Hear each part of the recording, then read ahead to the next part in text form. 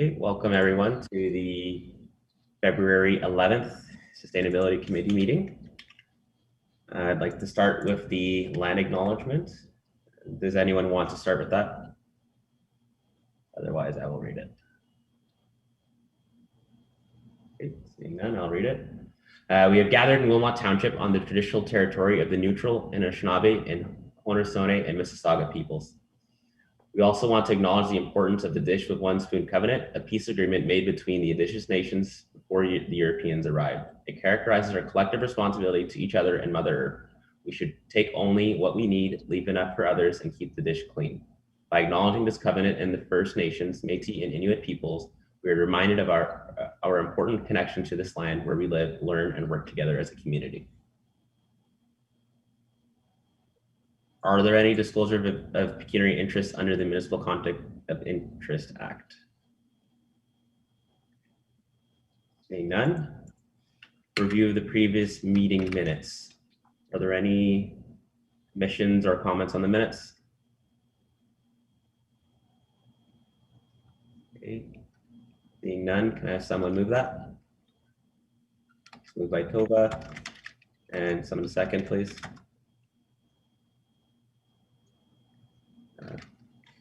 Jeff, thank you. And all in favor? That's carried. Thank you. Okay, first item on the agenda is the Zero Emission Vehicle Infrastructure Program update. So I'll provide an update on that. So I did talk with Sandy Jackson, our Director of Parks, Facilities and Recreation. The project now is in the procurement phase with the region of Waterloo. The project is still on target to be completed by year end at the 3 locations throughout the township. Any questions?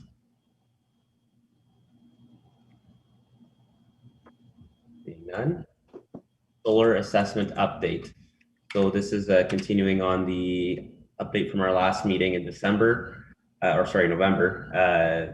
in regards to the status on that. So as mentioned, the numbers provided by Grand River Energy when they did their assessment for our facilities weren't favorable, given the ROI on the project. So we did have another meeting outside of the committee to go over these numbers in further detail with Councillor Fenning.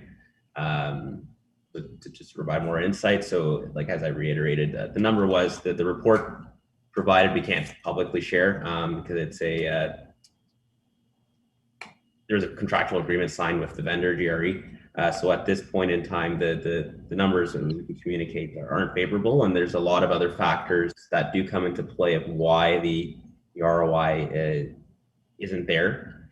And at this point, we're going to be focusing more on low-hanging fruit, for the lack of better terms. So, for example, LED retrofits to kind of reduce our greenhouse gas emissions, and also savings on our energy consumption.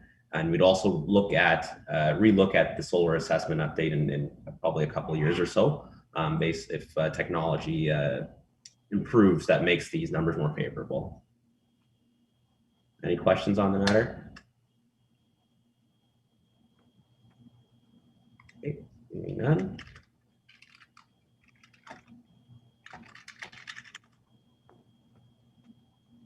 Okay, sustainability outstanding list. So I did look at the work program that we had created last year.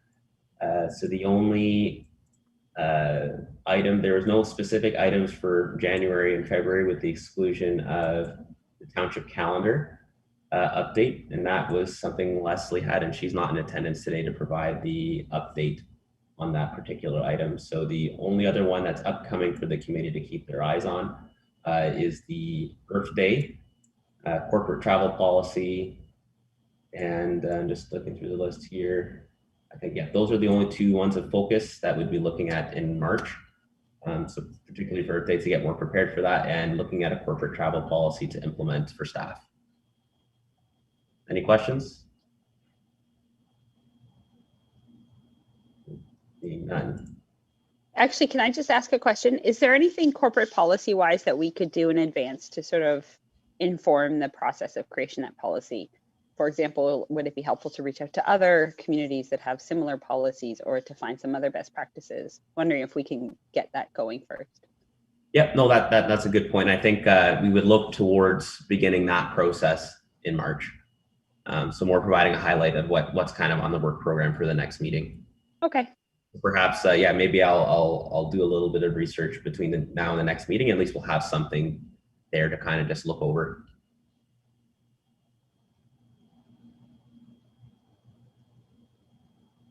Okay, new business. So I do have an appointment of new secretary for the board, or sorry, the committee. However, not all members are here, so we can defer that one until the next meeting.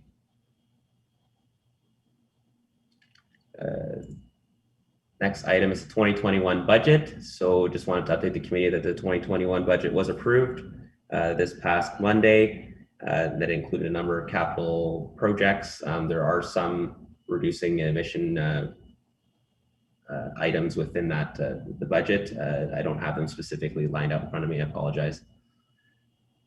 But if there's any further questions on that, please feel to reach out to me.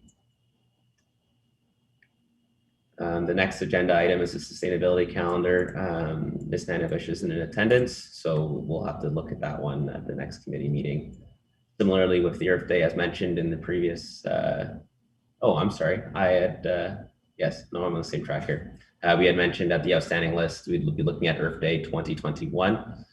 If there are any additional ideas, please be prepared to bring them at the next meeting. Carol, did you want to say something? I see you're unmuted there. Nope. Okay.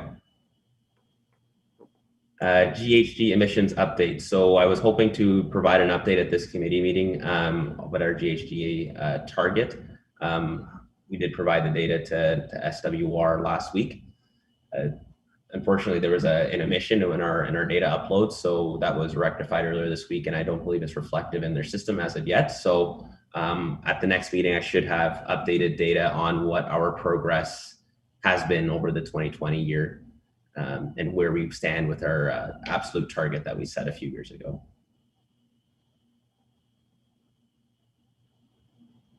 Um, 80 by 50 project. So this is a project that I had mentioned to the committee that Climate Action Waterloo Region has been working on, and there's been a management team of municipal representatives from each municipality, including the region of Waterloo.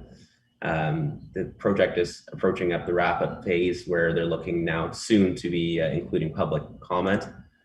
So I did speak with Samantha over at Climate Action WR to kind of give you an idea of when the committee, or if those participating in the committee, if they would like to see the plan. There's certain phases of the project now where it would be for circulation. So the first phase is that it's being circulated with staff, municipal staff, and she did say for this committee, if there are members on the committee that do wish to see it, we can circulate that to them individually because it's not out technically up for public comment at this point in time. And then in the next couple of weeks, it will be shared on Engage WR. And at that point, it'll be shared with the community and it'll be publicly available for comment and feedback. And then the third opportunity, they would be coming to the committee for a presentation, doing kind of a highlight of the plan. And then there'll also be another time for us to provide feedback. So if there are any members right now that are curious to see the 80 by 50 plan, a lot of work has gone into it and it's really coming together. By all means, reach out to me and I can kind of forward you the connect you with Samantha or pass along the plan myself to you to take a look at that. But ultimately, we would expect that there would be some form of presentation to the committee prior to going to council on this plan. So was there anything you wanted me to or wanted to add on to that?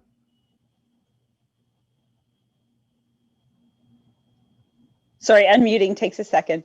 Yeah, it's coming along really well. There will be a period of review and it goes on to Engage WR as well. So it's not just coming to key stakeholder groups like this, it's going to be going out to the community as a whole. And I believe some of that is concurrent review as opposed to sequential because we're trying to get it done within a tighter timeline if we were to do it all sequentially. Ashton certainly would be the one to. Oh, we lost you there, Tova. There's no reason that we couldn't have this group looking at it through Engage, as well as a formal presentation to be coming. So just know there's multiple places to do that. And it has been done, as Ashton was saying, with all levels, so townships, cities, and the regional municipality. Thanks, Tova. Okay, so that moves us on to correspondence. There's no correspondence at this point in time. And then the next item is the roundtable information sharing. So the Myth Valley Eco Boosters did forward me conveniently this afternoon information on their electric vehicles webinar that's occurring on February 18th between 7:15 and 8:45. It looks like a pretty well information-packed webinar. So if you do want to attend, please reach out to me and I can forward you the event details. The event, to my understanding, is free. Is there anything else from any of the committee members that you'd like to share at this point in time?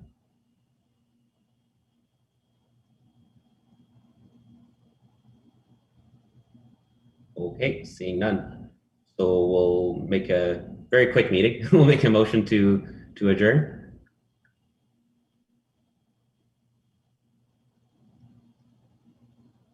Great, moved by Harold. Okay, thanks everyone, and we'll see you next month.